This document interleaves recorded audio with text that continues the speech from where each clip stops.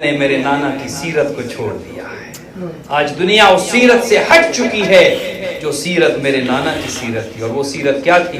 قدم قدم پر بتایا علی کا مقام کیا ہے, قدم قدم پر بتایا حسین کا مقام کیا ہے. ممبر پر ہوتے, خطبہ دے رہے ہوتے اور سید الشہداء آ جاتے, پیغمبر خطبہ چھوڑ دیتے, ممبر چھوڑ دیتے, اپنے فرزند اپنے نواسے کو اٹھاتے, اپنی گود میں بٹھاتے اور پھر دنیا کو بتاتے, ایھا الناس ھذا حسین فاعرفوہ, اے دنیا والو یہ میرا بیٹا حسین ہے, پہچانا. لیکن افسوس یہ کہ دنیا نے پہچانا نہیں, معرفت نہیں, معرفت ولایت نہیں, معرفت امامت نہیں. اگر امامت کی معرفت ہوتی تو لوگ اس پتھروں کے بنے کعبہ کا طواف نہ کرتے.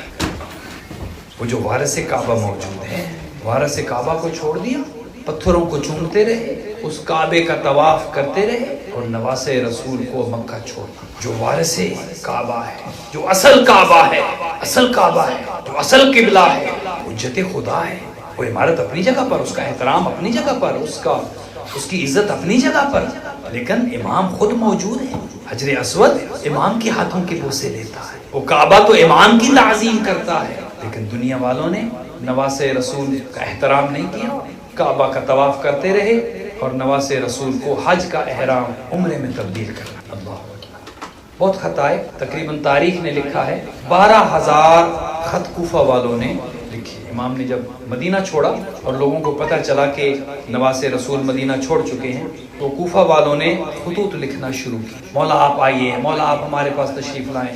چونکہ یہ کوفہ اہل بیت کے چاہنے والے کثرت میں تھے, سارے شیعہ نہیں تھے. یہ بھی اعتراض ہوتا ہے کہ امام حسین کو معاذ اللہ شیعوں نے مارا, چونکہ کوفہ والے سب شیعہ تھے. کوفہ والے سارے شیعہ نہیں تھے. کوفہ میں اہل بیت کے چاہنے والے ضرور تھے. بسم تمار کوفہ کے تھے, کمیل, یہ دعا کمیل جو پڑھتے ہیں, کمیل ابن زیاد نخعی کوفہ کے تھے, حبیب ابن مظاہر کوفہ کے تھے, مسلم ابن اوسجا کوفہ کے تھے, مختار ثقفی کوفہ کے تھے, ہانی بن عروہ کوفہ کے تھے. بڑے بڑے مجاہد کوفہ کے رہنے والے تھے. لیکن اس کوفہ میں چونکہ جو 3.5 سال کا عرصہ امیر المومنین نے کوفہ میں جب دارالخلافہ بنایا اور مدینہ کو چھوڑ کر مرکز اپنا کوفہ کو رکھا تو چاہنے والے تھے. اور یہ کوفہ والے ہی تھے جنہوں نے مولا علی کے ساتھ جنگ جمل میں حصہ لیا, ماننے والے بھی تھے لیکن سارے نہیں تھے. کوفہ والے ہی تھے کہ جنہوں نے جنگ صفین میں مولا علی کا ساتھ دیا, لیکن سارے شیعہ نہیں تھے. کوفہ میں ہر طرح کے لوگ تھے اور ان میں کچھ ایسے بھی تھے جو دشمنان اہل بیت تھے اور بڑے بڑے اصحاب کے بیٹے تھے. بڑے اصحاب کے بیٹے, بڑے وہ کہ جو پیغمبر کے قریبی تھے ان کے بیٹے. سنان ابن انس جو دشمنان اہل بیت تھا, کربلا میں جو اہل بیت پر ظلم کرنے والا تھا. حسین ابن نمیر, محمد ابن اشعث کے جو حضرت مسلم بن عقیل کے مقابلے میں آیا اور پھر کربلا میں بھی اس نے ظلم کیے. یہ کون تھے؟ یہ سب صحابہ کی اولاد تھے. یہ عمر ابن سعد کون تھا؟ عمر ابن سعد ابن ابی وقاص صحابی کا بیٹا تھا. لہذا آپ یہ نہ کہیں کہ وہ شیعہ تھے مارنے والے. اگر ہم نے ان کی چہروں سے نقاب الٹنا شروع کر دیے تو وہ بہت بڑے نام ظاہر ہو جائیں گے. کون تھے ظلم کرنے والے؟ خط لکھے سب نے, 12,000 تاریخ نے لکھا کہ خط آئے نواسے رسول کو, خطوں کو پڑھا, آقا کوفہ تشریف لائیں, ہم آپ کے منتظر ہیں, ہم چاہتے ہیں آپ آئیں, آپ ہماری رہنمائی کریں, آپ رہبری کریں. امام نے اپنا معتمد ترین حضرت مسلم بن عقیل کا انتخاب کیا اور 15 رمضان المبارک 3 شعبان کو آقا مکہ پہنچے اور 3 شعبان کے بعد مکہ میں قیام, خطوط آنا شروع ہو گئے. 12,000 خطوط امام نے 15 رمضان المبارک اپنے بھائی, اپنے چچا زاد بھائی حضرت مسلم بن عقیل سے کہا, مسلم کوفہ والوں کے خطار ہیں, وہ چاہتے ہیں کہ میں جاؤں, آپ جا کر دیکھیں کہ وہاں کے حالات کیا ہیں. حضرت مسلم بن عقیل کو تیار کیا. آج 2 مناسبتیں ہیں نا, اہل بیت کو پرسہ دینا ہے. آج ایام عزا شروع ہو چکے ہیں, تو اس انتظار میں نہ رہے کہ محرم کا چاند دیکھیں گے تو ایام غم منائیں گے. نہیں, حضرت مسلم کی شہادت کم نہیں ہے, امام محمد باقر کی شہادت عاشورہ سے کم نہیں ہے. حضرت مسلم کو تیار کیا. حضرت مسلم جب چلے, تاریخ کہتی ہے کچھ ہی آگے بڑھے تھے کہ واپس آئے, آقا اجازت ہو تو اپنے بچوں کو بھی ساتھ لے لو. اللہ اکبر, چھوٹی اولاد ہے جن کی بچوں سے بہت محبت ہوتی ہے, باپ کا دل تھا. آقا اجازت ہو اپنے بچوں کو ساتھ لے لو. کہا مسلم لے لو, امام جانتے تھے کیا ہونے والا ہے. کہا مسلم لے لو اپنے شہزادوں کو. 4 بیٹے تھے حضرت مسلم بن عقیل کے, محمد اور ابراہیم کو ساتھ لیا اور چلے کچھ آگے گئے تھے، کچھ سفر میں مکہ سے مدینہ اور مدینہ سے کوفہ آنا تھا، کچھ آگے بڑھے کہ کیا دیکھتے ہیں کہ ایک شکاری ہرن کا شکار کر رہا تھا اور اس ہرن کا خون بہنا شروع ہوا۔ واپس آئے، کہا آقا مجھے شگون اچھا نہیں لگ رہا، آقا میں نے خون دیکھا ہے۔ امام تھے، سمجھ گئے، کہا مسلم میں جانتا ہوں کیا ہونے والا ہے، لیکن مسلم آپ پیغام لے کر جائیں۔ مسلم آپ پہنچیں، حضرت مسلم مدینہ آئے مکہ سے، اپنے 2 ساتھیوں کو ساتھ لیا کہ جو سفر سے واقف تھے، جو راستوں کو جانتے تھے۔ گئے، کچھ آگے بڑھے کہ راستہ، وہ جو راستہ دکھانے والے تھے وہ بھول گئے، پانی کی کمی، کھانے کی کمی، پیاس کا غلبہ۔ وہ جو 2 رہنما تھے جو راستہ دکھا رہے تھے، ان کا بھی راستے میں ان کا انتقال ہو گیا۔ حضرت مسلم سمجھ گئے جہاں جا رہا ہوں حالات مناسب نہیں لگتے۔ پہنچے کوفہ اور سب سے پہلے آ کر قیام کیا مختار ثقفی کے گھر میں۔ مختار اس وقت کوفہ میں موجود نہیں تھے، مختار کے گھر پر قیام کیا۔ لوگوں کو پتہ چل گیا کہ سفیر حسین آئے ہیں، حسین کا پیغام لے کر آئے ہیں، امام کی بیعت لینے کے لیے آئے ہیں۔ لوگ جوق در جوق آنا شروع ہوئے۔ کوفہ میں لوگ چاہنے والے تھے، اکثریت تھے، لوگ آئے اور آ کر تاریخ نے لکھا 18,000 لوگوں نے حضرت مسلم کے ہاتھ پر بیعت کی، اور جب بیعت کی حضرت مسلم کو یقین دلایا کہ اے مسلم ہم آقا کی آمد کے منتظر ہیں۔ اب جو کوفہ کا گورنر تھا نعمان ابن بشیر، اس کو یزید ملعون پلید نے ہٹا دیا، کیونکہ وہ جانتا تھا کیا ہونے والا ہے، اور ابن زیاد ابن مرجانہ لعنت اللہ علیہ، اللہ اس پر لعنت کرے، اس کو یزید ملعون نے کوفہ کا گورنر بنا کر بھیجا۔ اب جب یہ ملعون آیا، اسے پتہ چل گیا کہ مسلم کوفہ میں آ چکے ہیں، سفیر حسین کوفہ پہنچ چکا ہے، اور لوگوں نے بیعت لینا، لوگوں سے بیعت لے رہے ہیں مسلم۔ اس نے لوگوں کو ڈرانا شروع کر دیا۔ حالت یہ تھی، اور حضرت مسلم کا مقام سمجھیے، حضرت مسلم کی شخصیت کو سمجھنے کی ضرورت ہے۔ وہ کوفہ کے جہاں بڑے بڑے اجتہاد والے موجود تھے، وہ حبیب ابن مظاہر جسے امام مظلوم فقیہ کہہ کر خط لکھ رہے ہیں، فقیہ کہہ کر مخاطب کر رہے ہیں، بڑے بڑے فقہاء موجود تھے، بڑے بڑے حفاظ موجود تھے، بڑے بڑے نام موجود تھے۔ 18,000 لوگوں نے مسلم کے ہاتھ پر بیعت کی، اور حضرت مسلم کے پیچھے نمازیں پڑھتے تھے۔ حضرت مسلم ان سے بہتر تھے، اسی لیے سید الشہداء نے حضرت مسلم کو بھیجا۔ ایک وقت وہ تھا، ابن زیاد ابھی نہیں پہنچا تھا کوفے میں، 18,000 لوگ مسلم کے پیچھے نماز پڑھتے تھے، اور پھر ایک وقت وہ آیا جب سلام پھیر کر پیچھے دیکھا کوئی ایک بھی موجود نہ تھا، سب کو ڈرا دیا گیا، سب کو مسلم سے جدا کر دیا گیا، سب کو دھمکایا گیا۔ حالت یہ تھی۔ اب حضرت مسلم مسجد سے نکلے اور دیکھتے ہیں حالات بدل چکے ہیں، کوفہ کا رنگ تبدیل ہو چکا ہے، کوفہ کے حالات بدل چکے ہیں۔ حضرت مسلم نے جب یہ دیکھا کہ وہ لوگ کہ جنہوں نے بیعت کی، وہ لوگ تو اب میرے ساتھ موجود نہیں ہیں، باہر نکلے، کبھی ایک گلی، کبھی دوسری گلی، کبھی تیسری گلی۔ حالت یہ تھی، اب مسلم گلیوں میں، کوفہ کی گلیوں میں حضرت مسلم جا رہے تھے، اور ایک وقت وہ آیا رات کی تاریکی میں، ایک دروازے پر مسلم پہنچتے ہیں، پہرے لگ چکے ہیں، فوجی گلیوں میں تلاش میں ہیں، حضرت مسلم کو گرفتار کرنا چاہتے ہیں۔ رات کی تاریکی ہے، سفیر حسین مظلوم، غریب کا غریب سفیر کوفہ کی گلیوں میں، کبھی ایک گلی، کبھی دوسری گلی، بچوں کا پتہ نہیں بچے کہاں چلے گئے، شہزادوں کا پتہ کوئی نہیں، کبھی ایک گلی، کبھی دوسری گلی۔ بھوک کا غلبہ ہے، پیاس کا غلبہ ہے۔ حضرت مسلم چلتے چلتے ایک گھر کے دروازے پر پہنچے ہیں، تھک چکے تھے، اب مزید چلنے کی ہمت نہ تھی۔ حضرت مسلم اس دروازے کے ساتھ، دیوار کے ساتھ ٹیک لگا کر بیٹھ گئے۔ اندر سے ایک عورت نکلی، اپنے بیٹے کا انتظار کر رہی تھی، ابھی وہ آیا نہ تھا۔ کیا دیکھتی ہے؟ ایک غریب بیٹا ہے دروازے کے ساتھ، دیوار کے ساتھ ٹیک لگا کر کوئی مسکین بیٹھا ہے۔ یہ پوچھتی ہے، اے مسافر، میں تجھے جانتی نہیں ہوں، کون ہے تو؟ کہا میں پردیسی ہوں، میں غریب ہوں، میں مسافر ہوں. کہا بتاؤ کیا کر سکتی ہوں؟ اس عورت کا نام تاریخ نے توا لکھا ہے. کہا بی بی اگر کچھ کر سکتی ہو مجھے پانی کو ایک جام لا دو. یہ عورت اندر گئی, اس نے جام پانی کا بھرا اور لا کر حضرت مسلم کو دیا. حضرت مسلم نے وہ پانی پیا. پانی پی کر اسی مقام پر اسی عالم غربت میں مسلم دیوار کے ساتھ ٹیک لگا کر بیٹھے رہے. یہ عورت اندر چلی گئی, دروازہ بند کر دیا.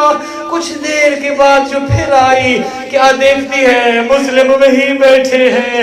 یہ کہتی ہے اے مسافر, اے غریب, اے مسکین, تو نے پانی تو پی لیا ہے, اب جاتا کیوں نہیں؟ تیرا اس طرح میرے دروازے پہ بیٹھنا اچھا نہیں. میں ایک شریف عورت ہوں, تیرا میرے دروازے پر بیٹھنا اچھا نہیں. اپنے گھر کیوں نہیں جاتا؟ جب الفاظ یہ آئے نا اس عورت کے, اے غریب اپنے گھر کیوں نہیں جاتا, مسلم کی آنکھوں میں آنسو آئے. کہا کدھر جائے وہ جس کا کوئی گھر نہ ہو. عزادارو یہ سنا. کہا کیا تیرا کوئی گھر نہیں ہے؟ کہا نہیں. تو کہا بتا تو ہے کون؟ کہا میں حسین کا سفیر ہوں, میں اپنے آقا کا سفیر بن کے اس شہر میں آیا ہوں. کہا تو میرے آقا حسین کا سفیر ہے؟ مومنہ تھی. کہا باہر نہ بیٹھو, کیا تو مسلم ہے؟ کہا ہے مومنہ میں مسلم ہوں. کہا اندر آؤ, میرے گھر آؤ. حضرت مسلم کو اندر لے گئی, کھانا پیش کیا. اجرکم من اللہ. مسلم نے کھانے کی جانب ہاتھ نہیں بڑھایا, پانی پیش کیا. کہا مجھے مصلی دے دو, میں اللہ کی عبادت کرنا چاہتا ہوں. مسلم تھے, سمجھ گئے کہ ایک شب مجھے ملی ہے, ایک شب عزادارو, ایک شب حسین اور حسین کے اصحاب کو ملے گی جو عبادت کے لیے مانگی تھی. مسلم نے کہا مجھے عبادت کے لیے مصلی دے دو. عزادارو مصلی دیا گیا. مسلم نے وضو کیا, بیٹھے عبادت خدا میں مصروف ہوئے. یہ عورت آتی, بار بار دیکھتی. مسلم عبادت میں, دعاؤں میں مصروف تھے. عزادارو رات کا پہر گزرا. اجرکم من اللہ. بہت گریہ کر رہے ہیں آپ. آج کی شب اس غریب کا ماتم ہے. آج کوئی بخل نہ کرے, آج کوئی کنجوسی نہ کرے. ہو سکتا ہے کسی کے آنسو بیوی کو اتنے پسند آ جائیں. عزادارو یہ ہمارے آنسو کیا, ہماری حیثیت کیا, ہماری وقت کیا, وہ بیوی ہمارے ہم گناہگاروں کے آنسوؤں میں اپنے رومال میں لے لے. عزادارو ہماری کیا حیثیت ہے؟ مسلم کو آ کر دیکھتی ہے, عبادت میں مصروف ہیں. اس عورت کا بیٹا رات کے پہر آیا. کیا دیکھا؟ ماں بار بار کسی حجرے کی جانب جاتی ہے, پھر آتی ہے, پھر جاتی ہے. پوچھتا ہے ماں کیا ہمارے گھر میں کوئی مہمان ہے؟ پہلے تو چھپانے کی کوشش کی, بعد میں بیٹے کو اعتماد میں لیا. کہا ہاں ایک مہمان ہے. جب بیٹے نے اصرار کیا, بتایا حسین کا سفیر ہمارے گھر میں ہے. یہ دشمن آل محمد تھا. یہ فوراً گیا. اس کا باپ دربار ابن زیاد میں ملازمت کرتا تھا. اپنے باپ کو بتایا, باپ نے ابن زیاد کو بتایا. عزادارو ایک دستہ اس غریب کے لیے دربار سے تیار کر کے بھیج دیا گیا. ادھر مسلم گھر میں تھے. جب کیا دیکھا, ایک 300 کا لشکر دروازے پر آ گیا ہے. عزادارو حسین کے شیر تھے. مسلم نے تلوار کو ہاتھ میں لیا, اپنی زرہ کو اٹھایا.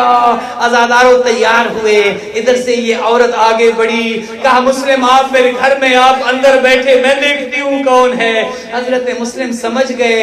کہا نہیں اے مومنہ, اے توآ, میں یہ نہیں چاہتا کہ تیرے گھر کو ڈھال بناؤں. اے توآ, میں نہیں چاہتا یہ میرے لیے تیرے گھر میں داخل ہو جائے, تیری پیپر دکھی ہو, تیری چادر چار دیواری کا تقدس پامال ہو. میں نہیں چاہتا یہ فوج تیرے گھر میں آ جائے, میری وجہ سے تیری حرمت پامال ہو. میں گلی میں جاؤں گا, یہ میرے دشمن ہے, یہ مجھے مارنا چاہتے ہیں, یہ مجھے گرفتار کرنا چاہتے ہیں. اے بی بی, میں نہیں چاہتا وہ تیرے گھر میں آئے. میں کہوں گا مسلم, ایک مومنہ کے تقدس اور چار دیواری کی حرمت کا کتنا خیال کیا. اے مسلم, اس بی بی کے گھر کی حرمت کا کتنا خیال کیا. یہ ظالم تیرے گھر میں نہ آ جائے. اے مسلم, کاش شام غریبہ کربلا میں ہوتے. اے مسلم, میں دیکھ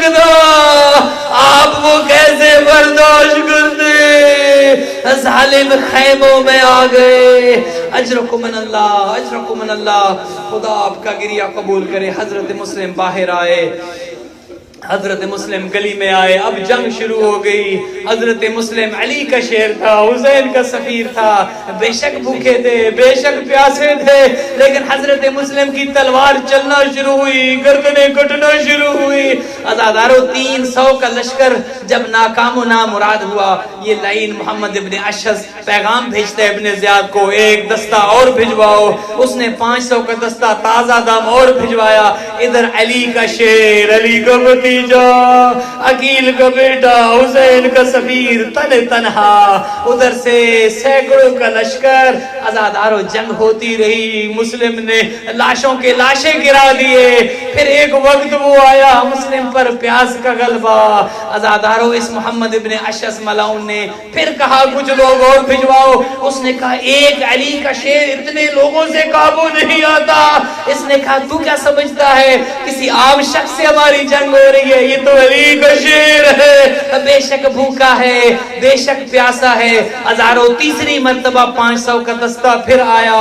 اب کچھ لوگ مکان کی چھت پر چڑھ گئے, کچھ لوگوں نے تلواروں سے حملے شروع کیے مسلم پر, کچھ لوگوں نے نیزوں سے حملے کیے, کچھ لوگوں نے مکان کی چھت سے پتھر برسائے. عزاداروں میں کیا عرض کروں, جس کے ہاتھ میں کچھ نہ تھا اس نے مکان کی چھت سے آگ برسانا شروع کی. عزاداروں علی کا شیر لڑتا رہا, لڑتا رہا.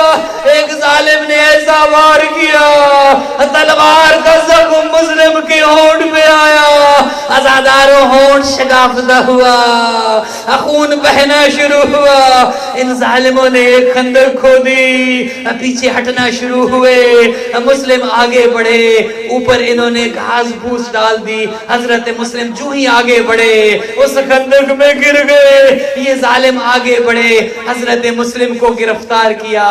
اب گرفتار کر کے لے گئے ابن زیاد کے دربار میں, اور جا کر ایک ظالم نے کہا اے مسلم امیر کو سلام کرو. عزادارو یہ سننا تھا. مسلم کا حوصلہ سنو گے, مسلم کی شجاعت سنو گے, مسلم کا احترام سنو گے آقا کے لیے. کہا مالی الامیر سوى الحسین, اور میرا امیر تو حسین ہے, حسین کے علاوہ میرا کوئی امیر نہیں. عزادارو کہا اس ظالم نے اے مسلم, اے مسلم تمہاری گردن اڑا دوں گا. کہا اتنی اجازت دو میں کچھ وصیتیں کر لوں. عزادارو اس ظالم نے کہا ہاں مسلم جس کو چاہتے ہو وصیت کرو. اس ملعون عمر بن سعد کو حضرت مسلم نے منتخب کیا. کہا اے عمر سعد میں تجھے کچھ وصیتیں کرنا چاہتا ہوں. ایک وصیت تو یہ ہے, میں جب سے اس شہر میں آیا ہوں 3000 درہم کا مقروض ہو گیا ہوں. اے عمر سعد وہ 3000 درہم میری زرہ کو بیچ کر تم میرا قرضہ ادا کرنا. اور 2 وصیتیں اور کی. ایک پیغام میرے آقا کو بھیج دو, اب کوفہ آنے کے لیے اچھی جگہ نہیں, آقا کوفہ نہ آئیے گا. اور تیسری وصیت کی اے ظالم ایک وصیت اور ہے, جب میری گردن اڑا دی جائے مجھے دفن کر دینا. عزادارو اس ظالم نے 2 وصیتوں کو تو نہیں مانا, ایک وصیت کو اس نے کہا ہاں اے مسلم ہم ایسا ہی کریں گے, تمہارا قرض ادا کر دیں گے. عزادارو حضرت مسلم کو لیا گیا دار الامارہ, خدا آپ کو لے جائے, کوفہ کی زیارت آپ جائیں جہاں پر مولا علی کا گھر ہے, اس کے ساتھ وہ کھنڈر آج بھی موجود ہے جو دار الامارہ تھا. حضرت مسلم کو دار الامارہ کی چھت پر لے گئے. حضرت مسلم نے کہا ظالم میں جانتا ہوں تو مجھے قتل کرنے والا ہے, لیکن مجھے اتنی اجازت دے کہ میں 2 رکعت نماز پڑھ لوں. اس ظالم نے اجازت دی. عزادارو مسلم نے 2 رکعت نماز پڑھی. آپ بھی نماز پڑھتے ہیں, نماز کے بعد کیا پڑھتے ہیں؟ زیارت کہتے ہیں, کہتے ہیں السلام علیکم یا ابا عبداللہ. عزادارو مسلم کی نماز تمام ہوئی. دار الامارہ کی چھت پر کھڑے تھے, اس جانب رخ کیا جہاں سے آقا حسین آ رہے تھے. عزاداروں کا السلام علیکم یا ابا عبداللہ, آقا مسلم کا آخری سلام. ادھر سے ہوا نے وہ سلام امام حسین تک پہنچایا.